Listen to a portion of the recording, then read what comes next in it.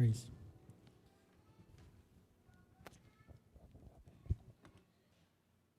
A call to worship. Luke chapter 1, verse 46 to 48. And Mary said, My soul glorifies the Lord, and my spirit rejoices in God my Savior. For he has been mindful of the humble state of his servant. From now on, all generations will call me blessed. Let us sing, O come all ye faithful. Oh,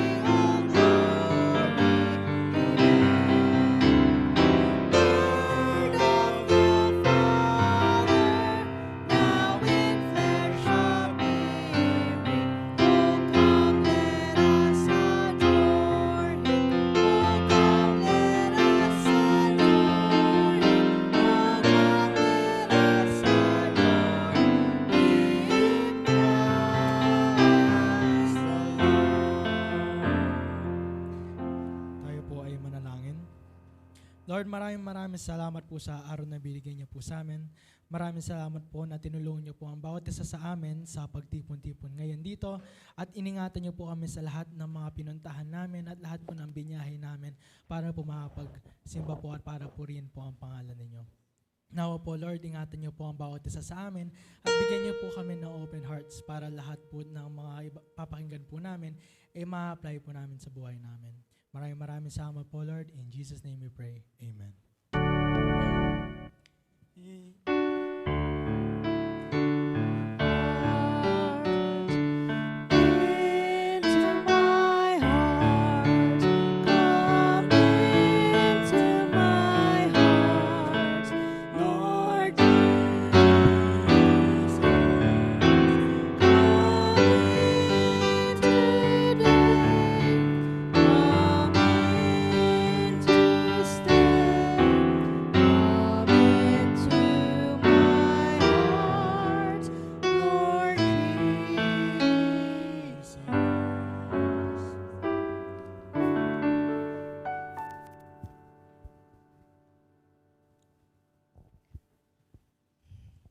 Glorify the Lord with me.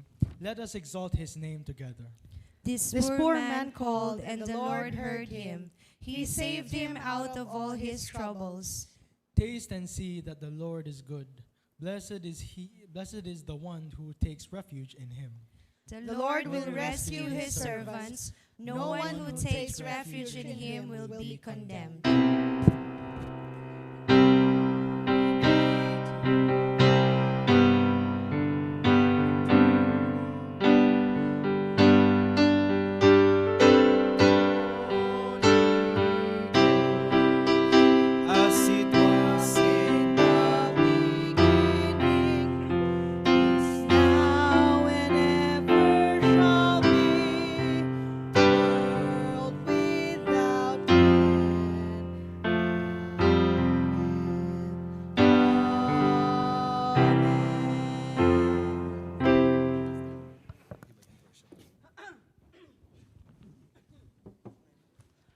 Magandang gabi po sa inyong lahat.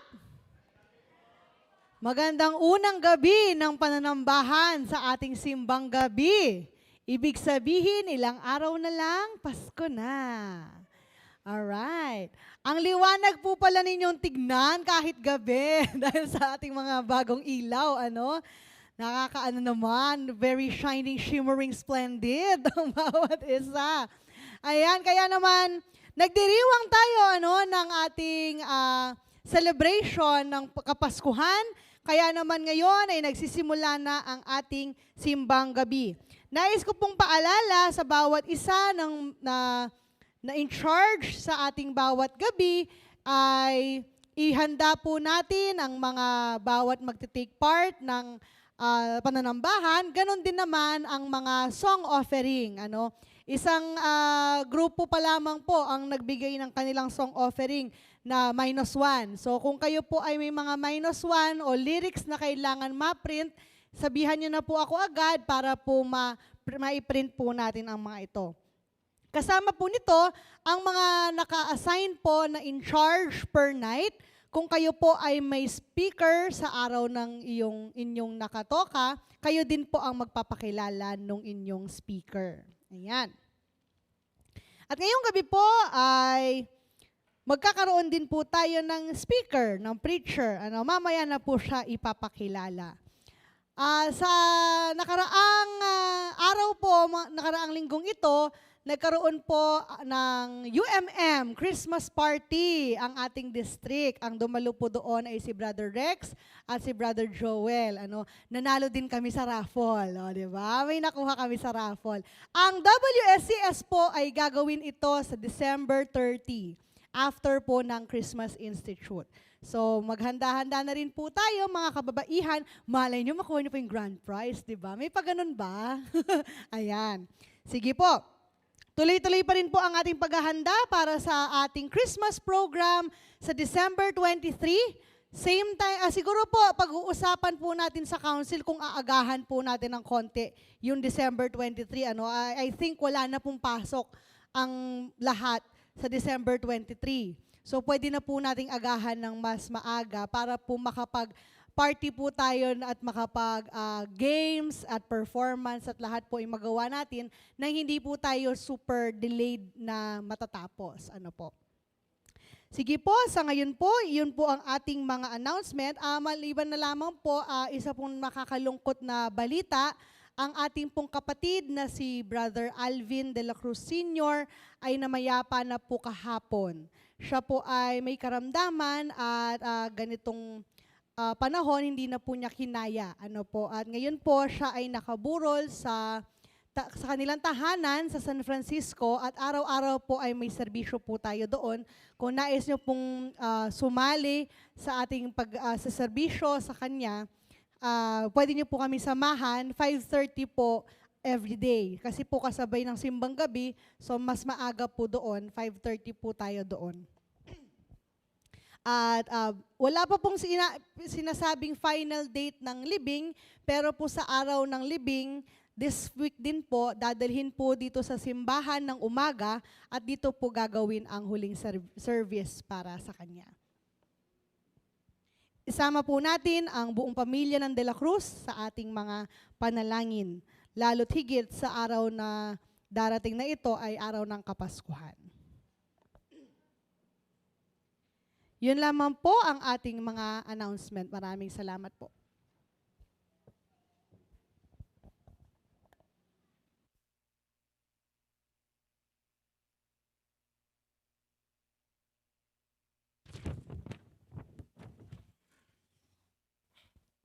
Our scripture reading will be found on Isaiah chapter 7, verse 14.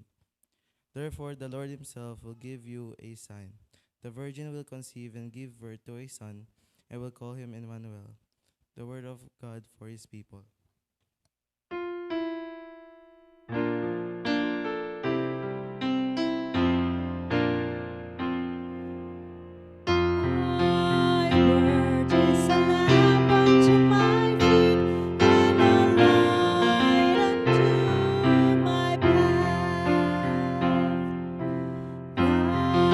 Thy word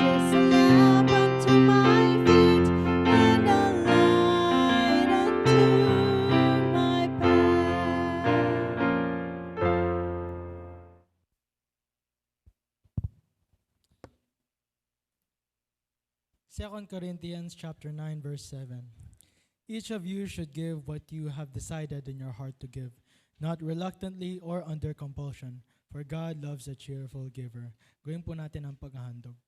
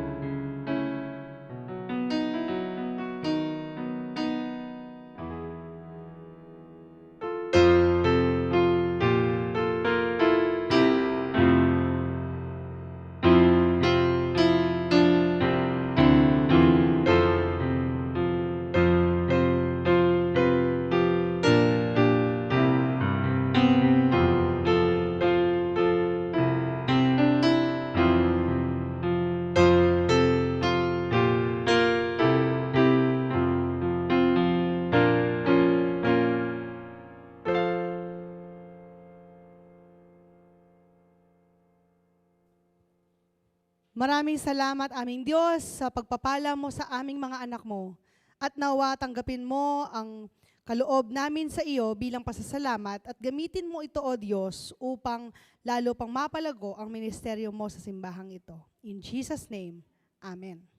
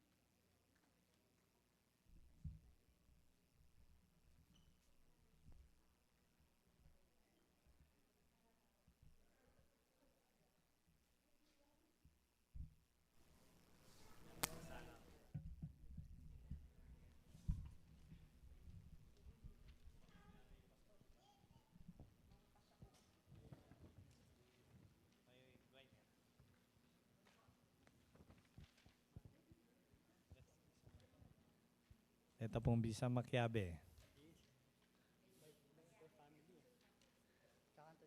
Magkanta ako po. Game.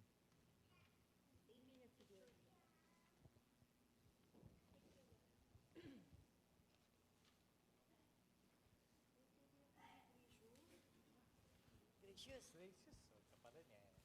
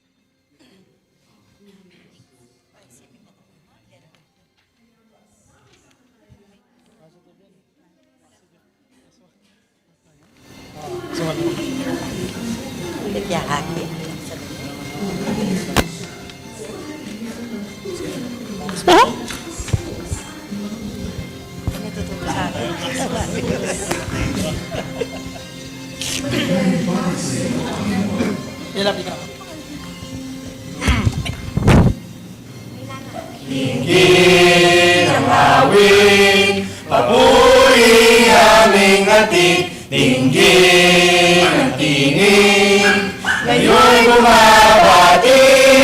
Maligayang kaarawan sa iyong pagsilang. Maligayang bati sa iyo, Panginoon.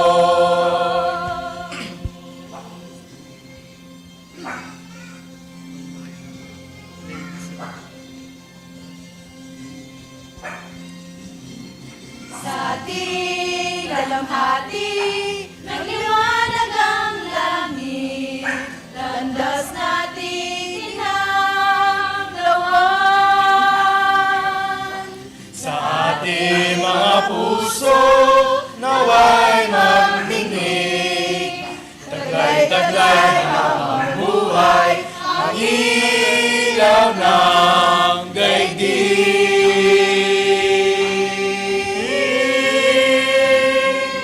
Dinggin ang awit, papuri aming atik. Dinggin ang tinig, ngayon bumabati.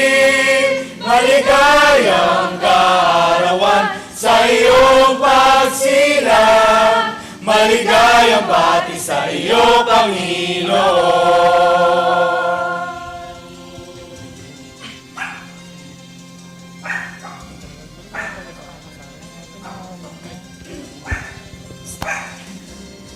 Sa ating kalungkutan, dulot niya ay pag-asa. Kasawi ay pinawi niya. O aming mananakop, lumibag harian. Mula ngayon, kailan pa man, kami pangunahan.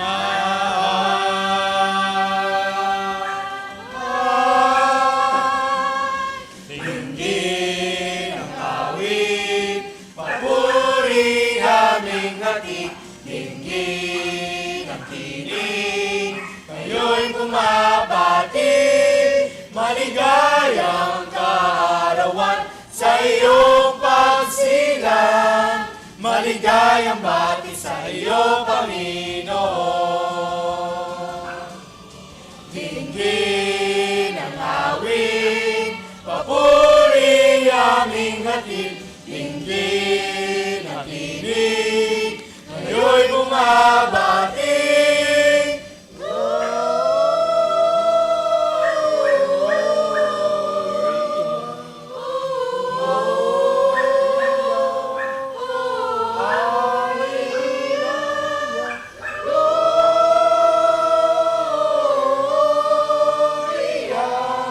Maligayang bati sa iyo, Panginoon. Para sa iyo, Maligayang bati sa iyo. Maligayang Pasko!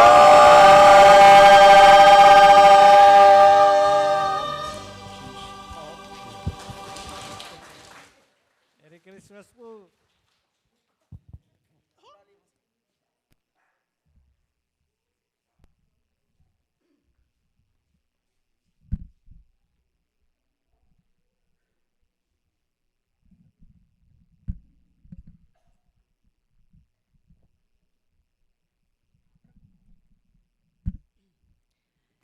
Sige po, tinatawagan ko po ang ating in charge for tonight para po pakilala ang ating mensahero sa gabing ito.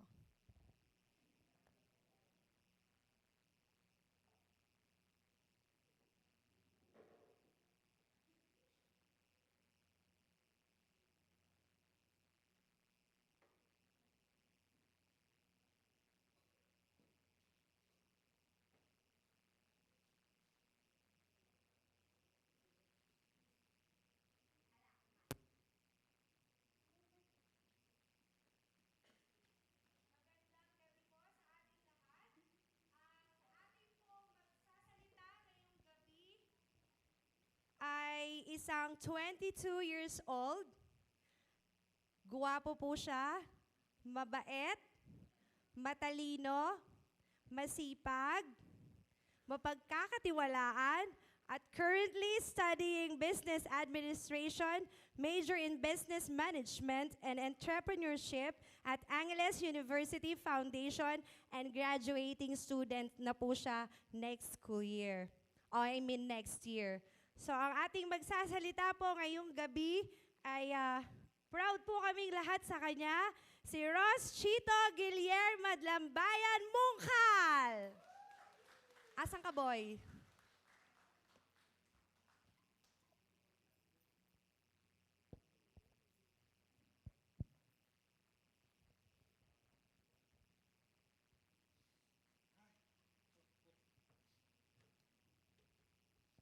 Hello po. Good afternoon po. Good evening. So, kanina pa po kasi ako nandito. Hindi, pero bago po tayo mag-start, mag-pray po muna tayo. Lord, maraming salamat sa araw na binigay niyo po sa amin ngayon. Nawa, Lord, kayo po mag-guide po sa akin, Lord, sa mensahe, Lord, na papaabot niyo po para po sa mga anak niyo po. Kayo po umawak sa akin, Lord, and wag niyo po akong pabayaan. In Jesus' name, amen. Okay. So, nakaka-pressure po yung unang magsasalita, no? Baka hindi na kayo babalik bukas. Hindi, pero I hope you learned something, a thing or two. And binigyan din po kasi ako ng dalawa pong guide para po sa lecture po ngayon. Pero pinagsama ko po silang dalawa. And binibigyan ko po ng credits po si D.S. Jestril Avalardo, taga West Pampanga District po siya. Siya po yung gumawa po ng isa sa Alvarado. Siya po yung gumawa ng isa sa mga basis po namin. Ma-represent ba yan?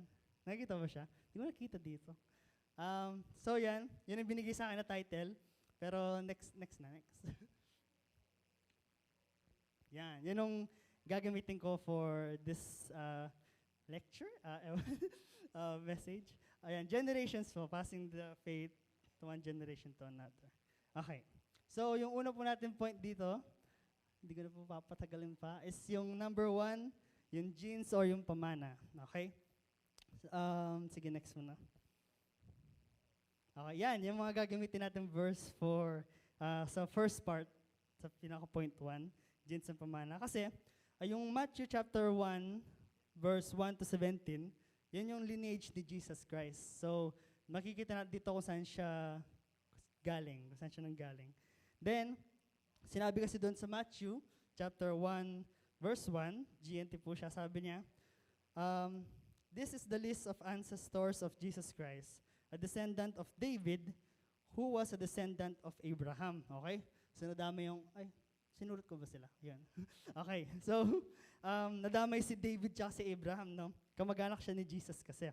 Sabi kasi ni Lord dito sa Jeremiah chapter 23, verse 5, sabi niya, the days are coming, declares the Lord, when I will raise up for David a righteous branch, a king who will reign wisely and do what is just and right in the land. Okay? So, tinutukoy doon si Jesus na, una pa lang. Pero, sa lineage Jesus, di lang siya nagsisimula kay David. Umabot pa sila hanggang kay Abraham. Dahil, doon sa Genesis chapter 2, verse 18, sinabi niya dito, and through your offsprings, all nations on earth will be blessed, because you have obeyed me. So, yun pinrami siya ni Lord kay Abraham pa lang. Sa Genesis pa lang siya. So, yung tanong, bakit natin inaalam tong lineage or genealogy ni Jesus, no? Kasi, siya yung sinasabing prophecy. Yan. Meron pong prophecy. Yung sinabi dito kasi sa Acts chapter 2 verse 36, sabi niya, "Therefore let all Israel be assured of this.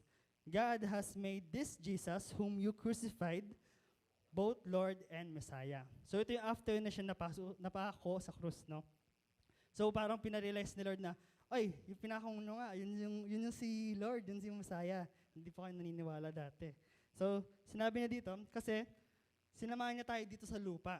Sabi kasi niya dito sa, wait lang, sabi niya sa John chapter 1 verse 14, "The Word became flesh and made His dwelling among us." So yun pa lang, nakisama siya sa atin, nandito siya sa lupa. Yun ang ginawa niya. And, nung naging tao yung Panginoon, napabilang siya sa angkan ni Abraham at David. Nakita natin yung ugat ng kanyang faith. O, diba? So, kapag titingnan natin yung lineage ni Jesus, babanggitin pa natin si David, babanggitin pa natin si Abraham, nakikita na may faith na kay Lord pa lang, unang-una pa lang kay Abraham. Okay? Sinabi ni dito, ito yung sinabi ko, ito yung promise na binigay niya kay Abraham pa lamang. So doon pa lang, nagpapakita na darating na si Lord, darating si Jesus, kahit sa pinaka-Old Testament pa. Diba? Yun yung pinamis doon sa Genesis chapter 22, verse 18. Then, yung importance ng ancestral faith is not because of what wealth you can inherit, but the faith that comes with it. O, diba? So yung pamamana natin from generations to generations, hindi lang siya kabud pera lang, ito yung lupa natin, ganyan. Hindi lang yun yung pwedeng ipasa, pati yung faith mismo. Diba? Malaking bagay din yan. Okay, so doon sa part 2. Yan, dito na tayo sa magandang part para sa akin. Yung sa family of Jesus, yung ancestors of Jesus. Okay? Jesus being human, wala siyang kasalanan pero may mga pinanggalingan siya ng makasalanan. Diba? Nanggaling si Jesus ang angkan ng mga makasalanan, pero ang angkan na pinanggalingan niya ay may pananalig na sa Diyos kagad. O diba yung unang binanggit? Next na. Yan. Si David, nag-commit siya ng adultery, diba? Pinapatay pa niya yung best soldier niya na si Urias para lang makuha si Bathsheba, yun siya sa pinakataas. Then, yung kay Solomon, yan sa next, yung may nagsasamba ng ibang statue. Sabi ko dito, yung sa dami ng babae, nag-entertain pa siya ng ibang gods pa. So, hindi lang siya nag-focus kay God. In-entertain pa niya iba dahil sa mga babaeng pinapatulan niya sa iba-ibang paniniwala. Okay? Then, next naman doon, yung kay Abraham, sinabi dito, duwag daw siya. So, sabi dito, kahit makasalanan sila, ay may pananalig sila, may faith sila. Kaya nag-matter yung ancestral faith ni Jesus. It makes them human, and it makes them perfect for the things that God wants them to do in His work. Diba? Pwede natin i-look past yun dahil sa mga nagawa nila sa atin. Kasi pag tatandaan natin si Solomon, ano yung matatandaan niya sa kanya? Yung baby na ihiwain niya sana sa gitna, diba? Diba? Yan. Next, ito yung sinabi nila, kahit makasalanan ng tao, kaya din gamitin ni Lord para sa works niya. Basta, hayaan mo siya mag-take over. Kasi, hindi naman talaga negative or bad thing talaga yung magkaroon ng kasalanan because it makes us human being talaga. Pero, malaking pero, kailangan natututo tayo sa pagkakamali natin. It shows our integrity, yung pagiging honest natin sa sarili natin. It shows our humility, yung pagiging humble natin. Then, kailangan natin mag-repent and kailangan natin mag-repent kay Lord, then mag-gain tayo ng discernment na kailangan natin moving forward sa journey natin with Him. Yeah. Okay? Kasi, next na. Merong movie na The Shack yung pangalan. Yan.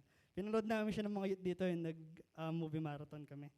Then, si Jesus doon, sabi ng main character, but si Jesus yung parang nakakasundo niya lalo.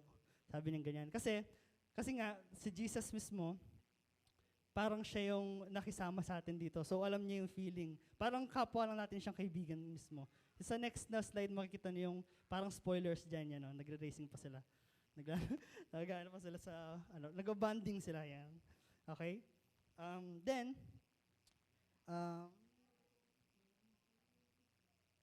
ayun, kasi nga doon nakisama siya dito sa lupa. Na-experience niya yung lowest of the lows from being a God in heaven na naging baby dito sa mundo.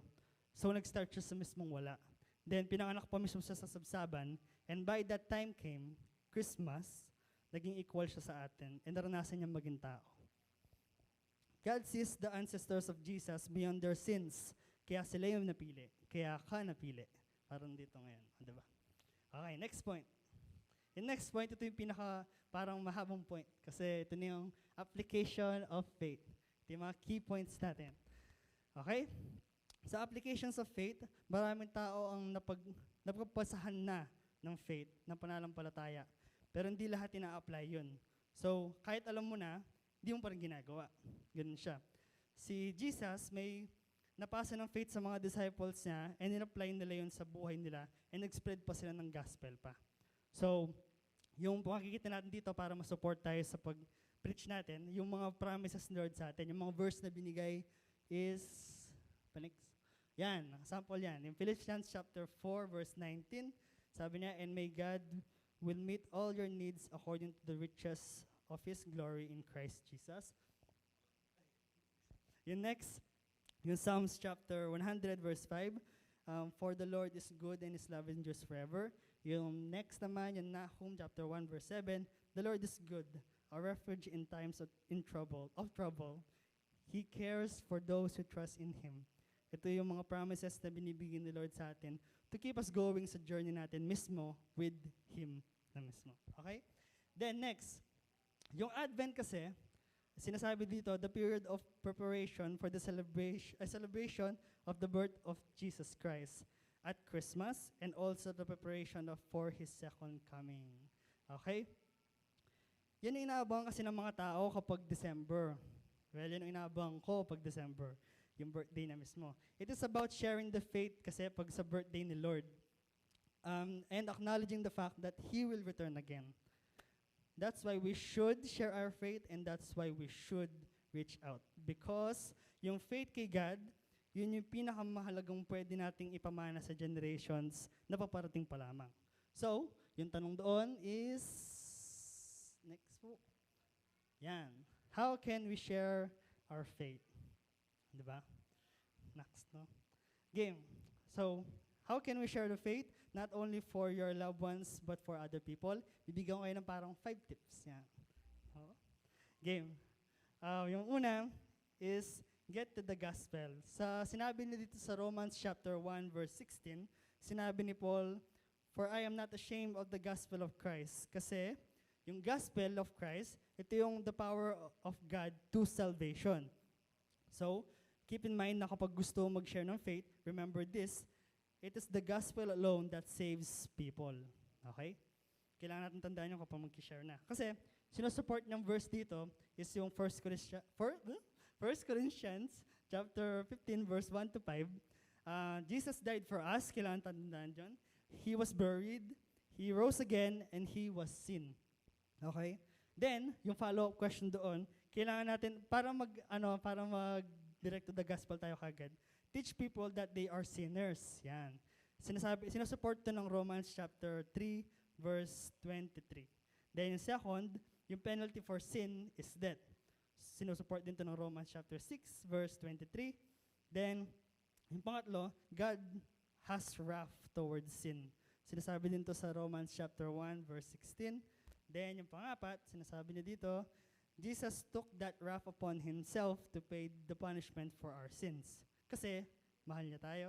And yung last, the way to heaven is to believe in Christ Jesus died for our sins. Sinusupport naman to ng Romans chapter 5, verse 1, and yung John 3:16. So, yun ang pinakaunang tip, no matter what, get to the gospel muna.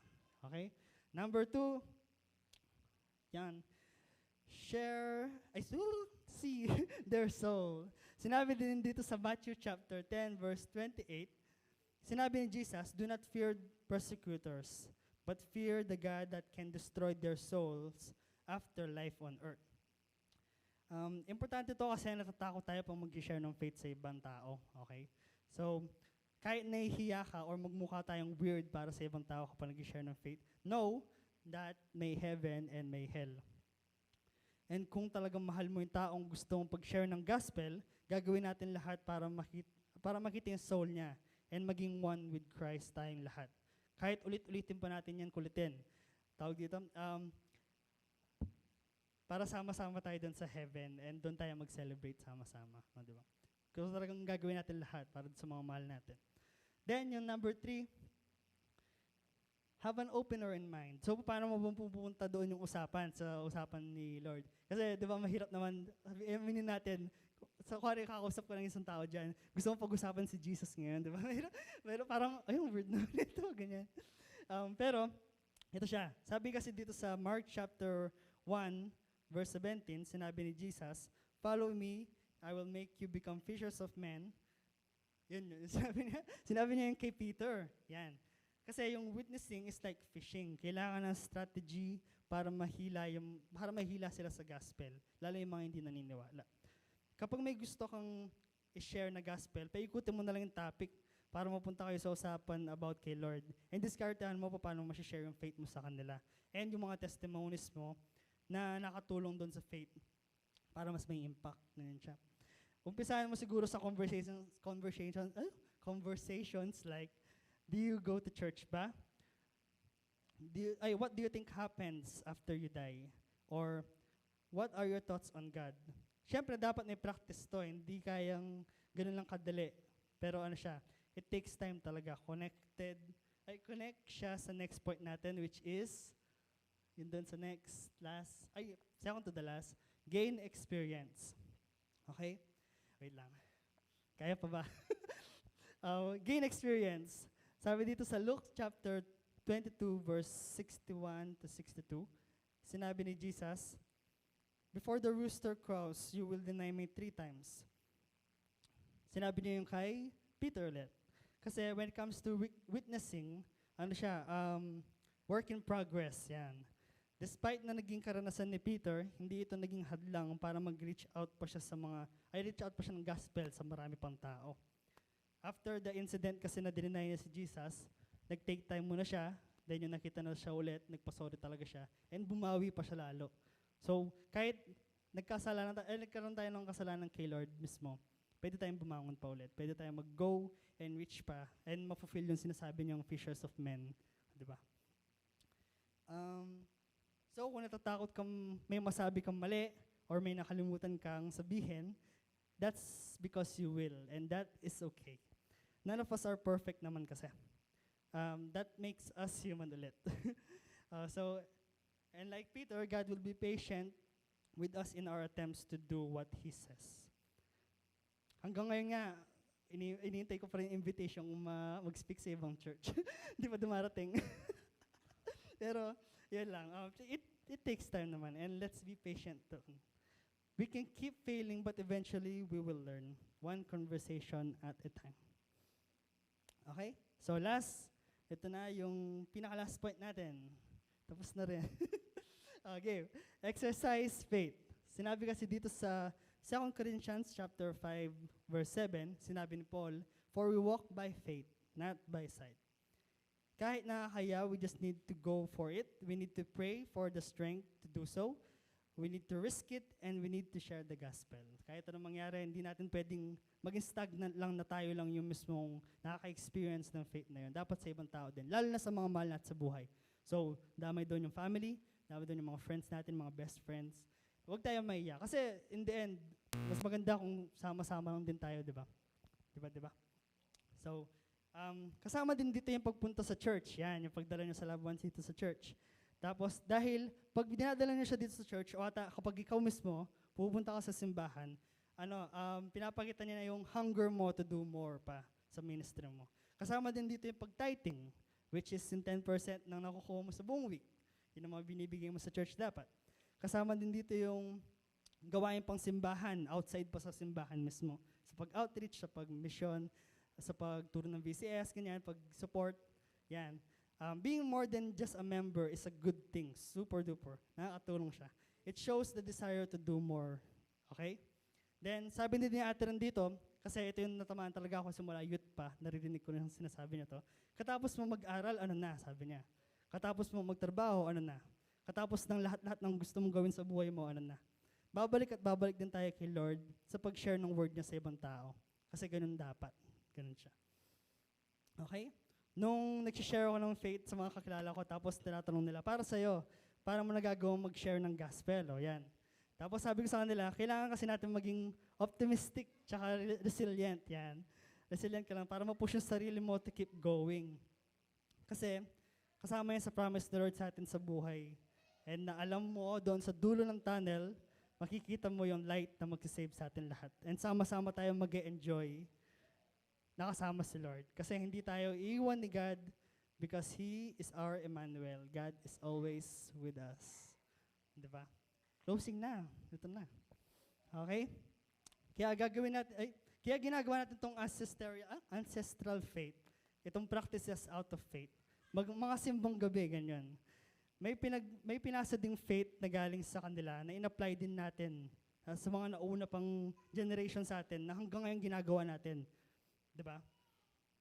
Siyempre, influence is a big part and yung initiative to take action. Hindi yung wealth or yung lahi or religion yung magiging hadlang, pero yung faith is what matters and yung kailangan natin ipasa sa next generation. Yun ang significance ng Emmanuel or yung our church natin, yung God is always with us. In the name of the Father, the Son, the Holy Spirit. Amen.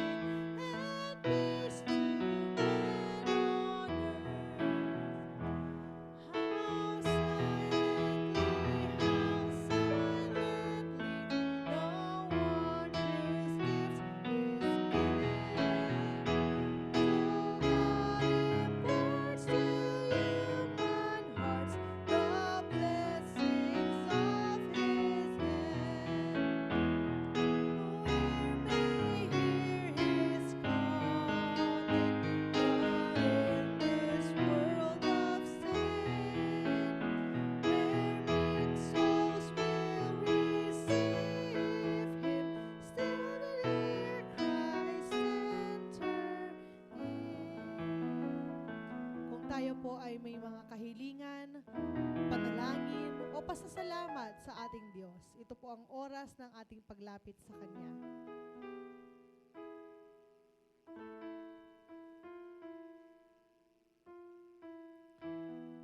Let us pray. O Lord God, we thank you for your message for us tonight. Salamat, O Diyos, sa isang paalala na ikaw na dumarating na hari, aming kailangang paghandaan. Hindi lamang itong Paskong ito, O Diyos, but continuously waiting for your second coming, Lord God. And Lord, we receive this gift of salvation that Christmas is bringing us. And so, Lord, touch our hearts, touch our minds, our body, our soul. Nang sa gayon, O Diyos, maging handa kaming mag-share ng iyong gospel, hindi lamang sa loob ng simbahan, kung hindi pa naman sa mga taong hindi pa nakakarinig ng iyong mga salita. Tulungan mo kami, O Diyos, na maging beacon mo sa mga taong ito. Gamitin mo ang bawat isa sa amin. Tulungan mo kaming panghawakan ang gospel mo, O Diyos, upang ma-share ito sa iba at maihatid ang mensahe ng kaligtasan at pagmamahal mo sa ibang tao.